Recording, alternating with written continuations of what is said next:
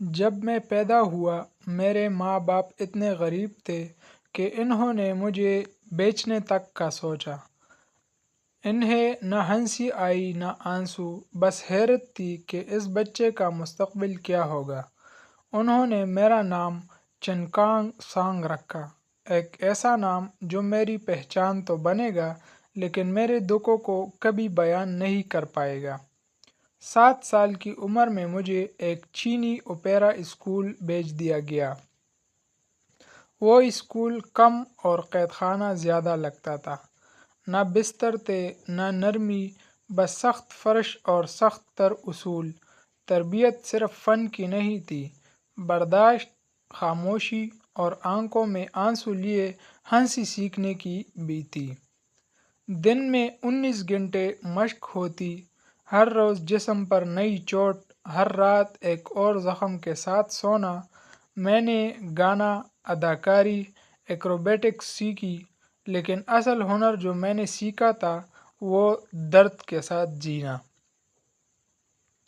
میری ناک ٹوٹی، انگلیاں چٹکیں، ٹخنا پھٹا۔ ایک بار میں ایک عمارت سے گرا اور موت کے دھانے تک پہنچ گیا، مگر میں نے کبھی نہیں ہو سکتا نہیں کہا۔ میری تربیت نے مجھے خود سے مقابلہ کرنا سکھایا، ہر زخم مجھے بہتر بناتا گیا۔ جب فلموں میں آیا تو سب نے مذاق اڑایا، کہا بروس لی کا سستا نقلی ورژن ہوں۔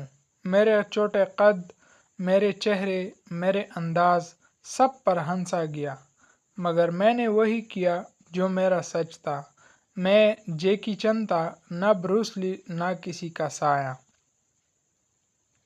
میں نے مفت میں اسسٹنٹ کیے، جان خطرے میں ڈال کر شوٹنگ کی۔ دوسری بار کوئی ہوتا تو چھوڑ دیتا، مگر میں گرتا اور ہنستا۔ میں قلعہ بازی کے ساتھ اٹھتا تاکہ دنیا دیکھے کہ ہار ماننا میرے نصیب میں نہیں۔ ہالی ووڈ نے مجھے بار بار مسترد کیا، میری زبان، میرا لہجہ، میرا اسٹائل۔